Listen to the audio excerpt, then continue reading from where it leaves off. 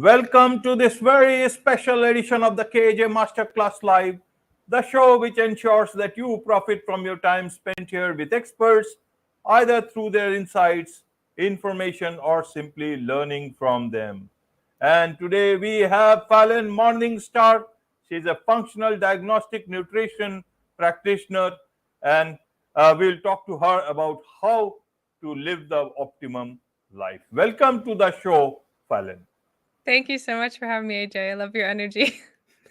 Thank you so much. Thank you. Thank you. Welcome to the show. Welcome to India in this online form. And I'm sure not just in India, but a lot of people across the globe will benefit from what we are going to talk about living the optimal life. So, first, to understand from you, Falyn, you are a functional diagnostic nutrition practitioner. Help us how it can help us. Love the question. So, really, let's just take the term functional. So, basically, we are looking at the body as a whole system, not just one particular part. Like you might see a mental health therapist or another part, a gastroenterologist. We are looking at the entire system too, because it Right. all matters. It all functions together. And we are not necessarily creating a diagnostic, like we're not putting a label of, you have diabetes or you have hypothyroidism, but we are looking at lab tests to help us see what is going on inside, what food sensitivities you have, what your hormones are like, how your microbiome is functioning.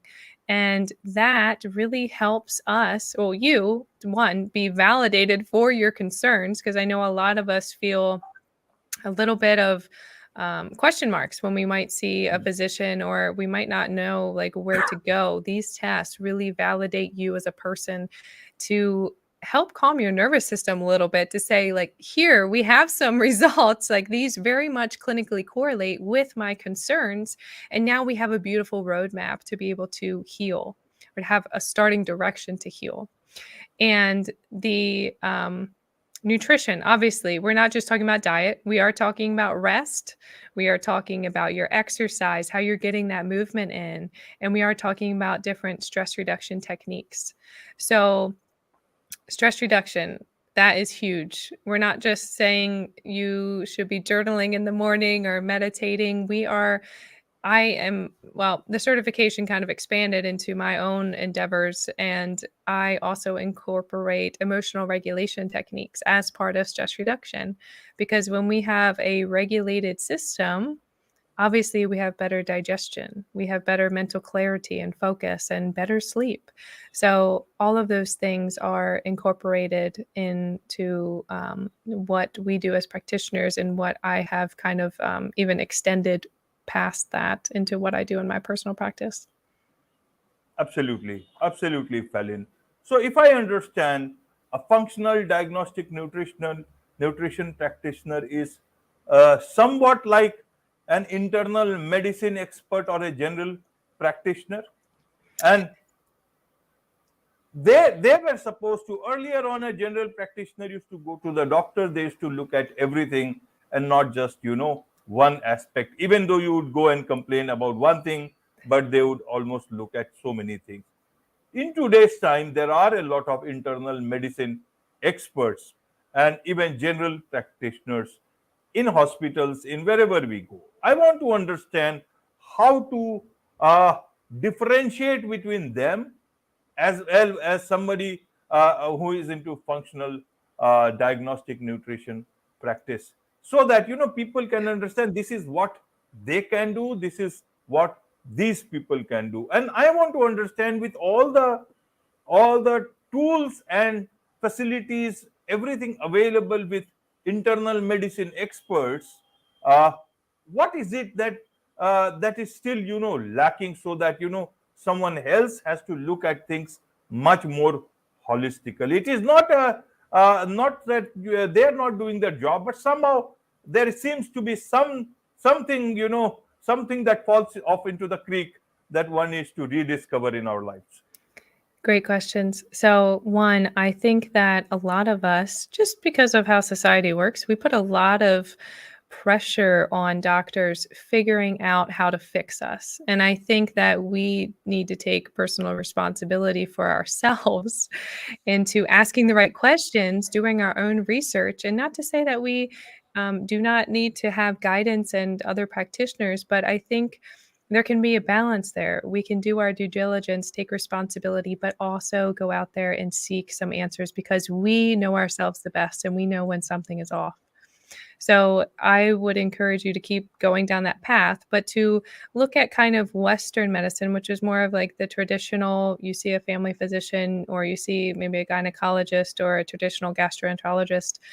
So typical Western medicine, they are looking at specific areas in the body, like maybe you have to do a colonoscopy, or maybe you have to do a particular procedure. As far as testing, maybe a family physician is doing a CBC, a traditional standard blood workup on you, which is very common, very helpful. I think any test is very helpful for you to see different markers of yourself. However, that's looking at cholesterol, that's looking at important things, but is it actually looking at all of your hormones, like a full thyroid panel? Is it looking at your four patterns of cortisol throughout the day? Is a stool test looking at how potential bacteria such as autoimmune triggers could come up, or your immune system, how your what's called secretory IgA, how that's functioning. Most of the times when I speak to clients, these are not the questions that or the tests that are discussed, which is kind of unfortunate, but most of the times it's because that they are not covered by insurance. And most of the times, the doctors do not know about these tests personally. And it's not to say that they don't want to know, it's just not in that world.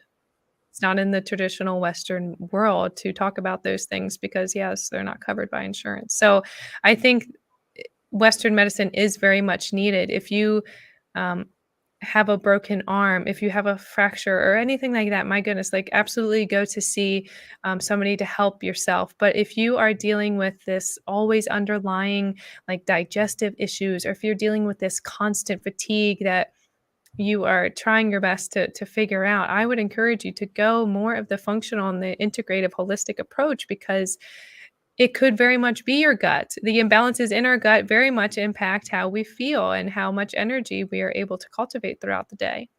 So, hopefully, that explains a little bit about how these two differ, and really for you to keep being curious.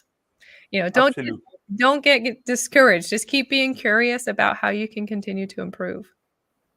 Absolutely, absolutely.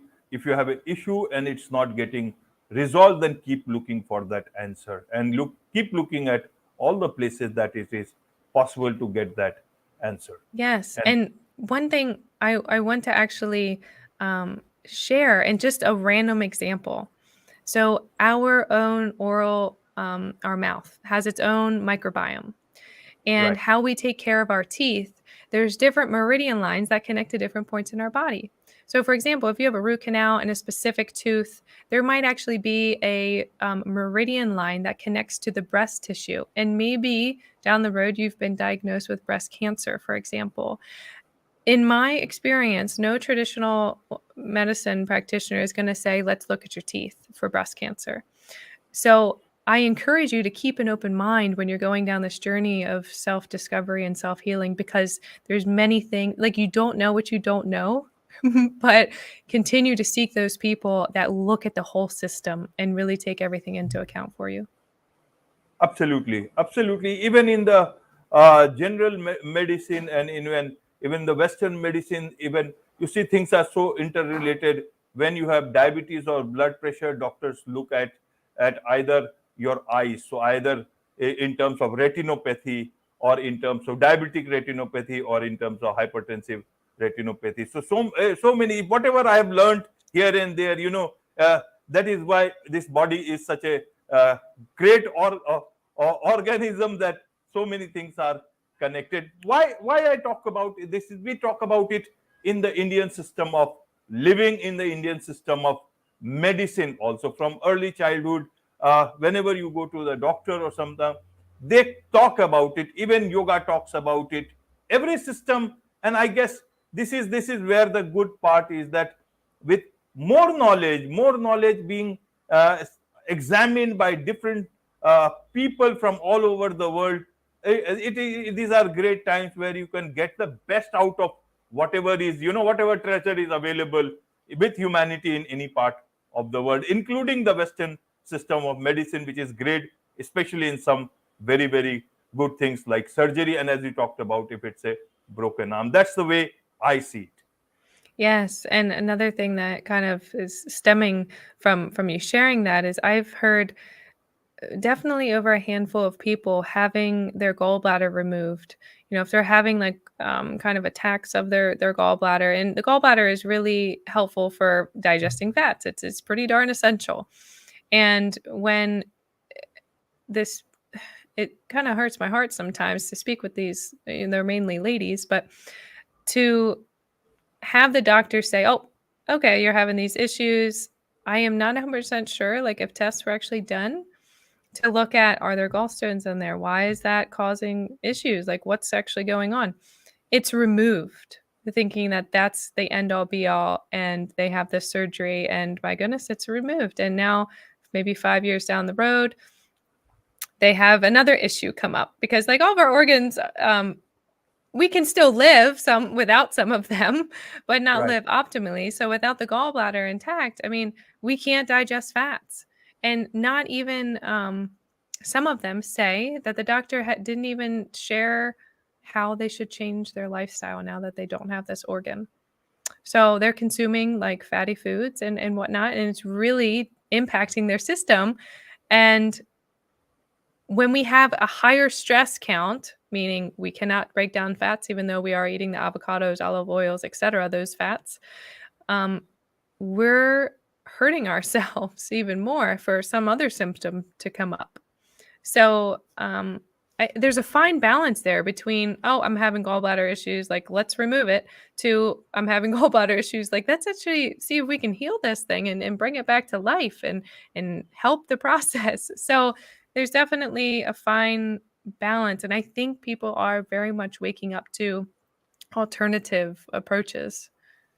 Absolutely, absolutely. It's good that functional diagnostic nutrition gives you that option to uh, look at your health beyond a second opinion and a third opinion. There you can look at things that, okay, can I look at it in a much more different manner? Is there a possible way out of it? And if you have the time to do it, whatever that is, that's why I want to understand. Earlier on, when so many lab tests were not available, the world was a different place 20, 30 years back. That time people were not having so many problems. And today, as you said, our lab tests, they show that, so many things can be missing in, say, even in nutrition or in another things. How has that happened? What is the reason for that? Obviously the world has changed, but I want to understand from you with more knowledge about these things, so that people uh, can understand these things in that backdrop and start looking at things in that manner, so that corrective measures can be taken, especially with their children, starting with their children itself. Yeah, great question. I don't think I mentioned this in the beginning, but me as a practitioner, I'm not claiming to be a doctor. So I just want to make that very clear. I am a Right. practitioner. I'm a coach. I'm not here to diagnose or, I can't write prescriptions, none of that stuff. So to answer your question, really two things come to mind here. It's our biological body and our mental mind that are coming to mind. So biologically, 30 years ago, um, our food system was different. Certainly, I know that you said the world is changing. Obviously, our agricultural practices are changing. The soil is not given enough time to actually get its nutrients again to help get into the food, and then we eat the food. So it's kind of like one head of broccoli 20 years ago might be 5 heads of broccoli today for the same nutritional value. So that's a big change. And as that continues to change, so does us on a genetic level. So if we're not getting the appropriate amount of minerals, it's stimulating some responses in our system, and stress continues to increase. And when we are stressed, we are losing more minerals because we require more when we're stressed. We're at the burn rate, so to speak. Like if we're talking about magnesium or even vitamin A, like the burn rate is much higher. And if we're not supplementing with filling that void, then obviously chaos continues to happen. The metabolism goes down. Obviously, thyroid's impacted, digestive system. So it's kind of like the system continues to break down. And if we're talking about generation after generation, obviously, it just keeps going. And I will say, because of the lack of awareness, I think that is in part how we got to where we are today. Because when I think about when I was a child, I didn't even consider like that I had digestive issues. But now with my awareness of holistic and functional and how the body works, I look back at my kid years and I was like, man, I actually had quite regular stomach aches. I would actually have to lay on my stomach in my bed after mealtime sometimes because it hurt that much. So it's like you don't know what you don't know, as I come back to. So I think 20 years ago, there still were issues, but it was a lack of knowledge, lack of awareness. It was just kind of like, oh, well, this is what I have to live with. And totally get that. But like I said, my mother's microbiome is now mine, and Okay. mine will be my child. So it's like it continues to go down generation after generation. So I really think it's important that today we support ourselves enough for ourselves, but also for the next generation, and how to help that. But going to quickly to the mental side of things, I think trauma is involved in every single person. And I know that my awareness of trauma has very much expanded to it's not just you were in a car accident. It can go down as deep as how your mother held you as a baby to create that safety in your nervous system. And I think 20 years ago, again, the awareness wasn't there. So now it's always going to come up to the surface, with anything, it always comes up to the surface.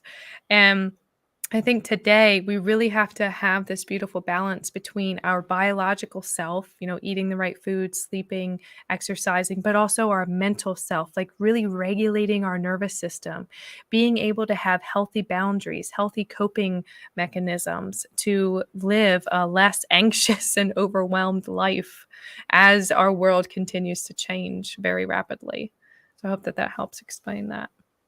Absolutely, absolutely. I totally agree with that. I feel that the burn rate of all the essentials or good things in our body has gone up, maybe because of the life that we are living right now. And that's a Absolutely. point I can understand. That's why we need to eat that sort of food that body requires more, and make sure that the body is healthy and optimum in that manner. So how can one get started in getting a life that we had so many not too long ago, but we can still do that in spite of whatever changes that have happened in terms of the type of food we eat, in terms of the soil we live, the air we breathe in, and also so many places we have got this toxic work culture, toxic environment. How do we, whatever it is, we can still reset our lives in the backdrop of the information that you will be sharing with us? How do we get started in our personal lives on this? Great question. I know everything can feel so overwhelming if you're not really sure where to start. And I would honestly say start with food. I even have a program that's called Let's Start with Food to give Right. somebody structure to say, okay, that's fine. And obviously there's little baby steps that you take with the food, but you don't need to necessarily worry so much yet about all of the movement components, all of the stress reduction components. Like let's solely work on getting your food down, because we eat food every single day. It's very much important for our nourishment, our microbiome, hormones, sleep, etc. So I have a program that's about 2 to 3 months together that includes a food sensitivity test in it, as well as coaching for myself to really learn what food works for your specific system currently, because it is a blood panel. So that is where I would say to start. That's where I would say to start. And do what? You need to avoid food, certain type of food, Eat more, eat less, eat what? Yeah, great question. So basically, the food sensitivity test is helpful in clinically correlating where this inflammation is coming from. It can be not just bloating like gut inflammation, it could be neural inflammation. And so, what this test actually does, it looks at your immune cells and it interacts 176 different foods and substances, which could be vegetables, fruits, flavor enhancers, grains, beans, nuts. Um, I think I said protein, seafood as well. So it's looking at your immune cells and grading it on a particular scale to say your system is very lightly reactive to these foods. It's moderately reactive. It's very reactive. So it's a beautiful report and to know very clearly what foods that your system is currently sensitive to. And the protocol actually goes through 3 different phases. So I wouldn't say it's similar to an elimination diet. We are really focusing on those green foods that are in agreement with your system currently because we really want to pull back on the inflammation that's being induced from whatever the case is. And we want to reduce your symptoms. We want your symptoms to go away. And phase 2, we're focusing on adding a slightly more variety in. And then phase 3, we are kind of one by one, graciously and gently checking different foods that are outside of that test. So I would say very helpful. I just, before this call, I had a consult with somebody to explain that because, and basically, the person that went through the test here recently, she goes, "Oh my goodness, a week in, she's already reduced inflammation, which has dropped the scale. Her energy has increased. She's reduced inflammation." So, like, literally, everybody is very individualized. So, I'm not saying everybody's going to experience that in week 1. However, this stuff actually works. And you will feel a difference in your physical self, in your mental self. And it's all from food. And then we go a little deeper and that's a whole other discussion. Absolutely, absolutely. Just like if you feel down, you have some chocolate or whatever, and you feel good for some time, and afterwards you may not feel good. Why not have those food which feels makes you feel good all the time, and you don't have to rely on a thing like that. Obviously, a lot of things are related to food. One more thing I wanted to understand about all this, Falyn, is that nowadays a lot of people feel fatigued because you are using social media all the time. You sleep at night, you have the phone, you wake up, that phone is them, and you feel a bit fatigued or stressed out sometimes. How do I differentiate between the fatigue which is because of the type of life that I am living and not because of the social media, and the fatigue that is the outcome of my social media usage? So that the social media thing fatigue has to be dealt because of less use of social media, but the fatigue that is happening because of something you need to rebalance in your life, how do I know about that and actually rectify it? That can be rectified easily. Okay. So I think a simple practice would be, depending on how glued you are to this social media or this device, I would say set a timer in your schedule to not have your phone at all for 4 hours. See if that changes your energy. Kind of do an Okay, experiment right, with right, yourself right. to see if you feel different. Do you feel anxious if you don't pick up your phone every single hour? And that's honestly where I would start with that, because I think sometimes social media can be a beautiful inspiration depending on who Right. we're following, what we're looking at, how long we're there. Because there are sometimes I feel so uplifted when I'm looking at social media, and other times not so much because maybe I spent too much time on there and I was supposed to be doing something else. Um, or maybe I saw something that I didn't really agree with. So it's kind of like we need to learn better boundaries within ourselves. We are Right. allowing things to cross our own boundaries. So, and our attention span is becoming shorter and shorter with these quick 3-second reels, these quick shows. And that's on purpose. Right. And I think we need Absolutely. to see through we need to see through that curtain a little bit and say, Right. I need to take my power back and, not keep giving it to the screen. So honestly, start with maybe a half a day or maybe even an hour, depending on your severity of how much you look at your phone or different social media platforms. Start with an hour, see how you feel. Expand that. You can start very small and continue to expand. Absolutely, absolutely. At the end of the day, I think all the power is within us in Yeah. terms of reclaiming our health, reclaiming uh, whatever energy that we have. The universe has granted that, the nature has granted it, and maybe it is time that my functional diagnostic nutrition practitioner can help you get to that. Unless you have something different that the general medicine, the larger Western system of medicine can help, or any other system of medicine can help. Be that as it may, there is much to learn about these things, Falyn, and I'm sure this has been helpful for a lot of people listening to this program today and going forward.